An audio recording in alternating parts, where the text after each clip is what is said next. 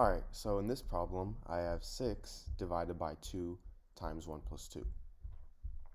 And this is actually a very simple algebraic problem that many people actually get wrong. So to solve this, what I'm going to use is PEMDAS. PEMDAS. So the P here, this stands for parentheses. The E stands for exponents. The M stands for multiplication. The D stands for division. The A stands for subtraction. And the A stands for addition, and the S stands for subtraction. So we have to go in a certain order. So what we first start with, we start at the top, and we first look for parentheses. So if something is in parentheses, we solve that first. Well, as you can see here, 1 plus 2, this is in parentheses. So 1 plus 2, that's equal to 3. So now I have 6 divided by 2 times 3. And 2 times 3, this is written like this.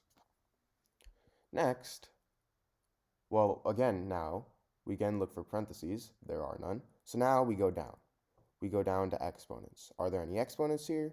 No, there aren't. So now we're going to go down to multiplication. And for multiplication and division, although it's written like this, these two are actually in the same box. And same goes with addition and subtraction. So whichever one out of these two comes first, multiplication or division, that's the one that you're going to start with. So right here, as you can see, going from left to right, we have division, meaning we're going to use that first. So now I have 6 divided by 2, which is equal to 3. So now I have 3 times 3, and now all we have left is multiplication. 3 times 3 is 9. So 9 here would be our answer. Now, what people used to do to get the wrong answer actually is, this was actually during the 1900s, what they would do is they would use the right method. They would first start by adding 1 plus 2 in the parentheses, so this would be equal to 6 divided by 2 times 3. But now, instead of doing 6 divided by 2, they would do 6 over 2 times 3. And 2 times 3 is 6, so they get 6 over 6, which is equal to 1.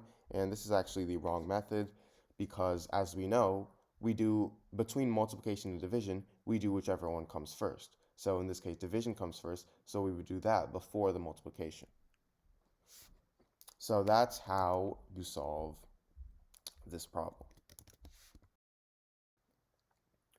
All right, so in this problem, I have 2 to the power of 18 minus 16. So to solve this, what I'm first going to do is I'm going to rewrite 2 to the power of 18 as 2 to the power of 9 times 2, because 18 is equal to 9 times 2. So now I have 2 to the power of 9 times 2 minus 16. Now, if I have something in the form a to the power of m times n, this is equal to a to the power of m to the power of n. So in this case, 2 to the power of 9 times 2, I can write as 2 to the power of 9 to the power of 2. Now I have this minus 16, I'm going to write as 4 to the power of 2.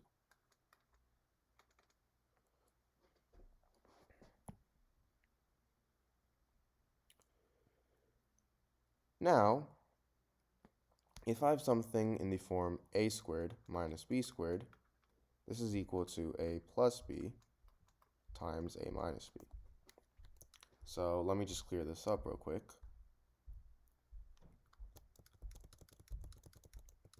I have 2 to the power of 9 to the power of 2 minus 4 to the power of 2.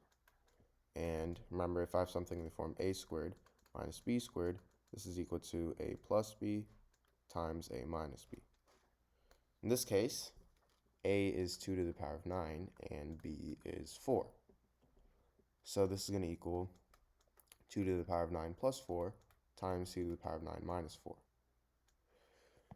Now, 2 to the power of 9 is equal to 512, so now I have 512 plus 4 times 512 minus 4. 512 plus 4 is 516, times 512 minus 4 is 508. So I have 516 times 508. So now to solve this, 516 I'm going to rewrite as 500 plus 16, and 508 I'm going to rewrite as 500 plus 8. So now to solve this, I'm going to distribute the 500 and the 16. 500 times 500 is going to be 250,000. 16 times 500, that's going to be 8,000. 500 times 8, that's going to be 4,000.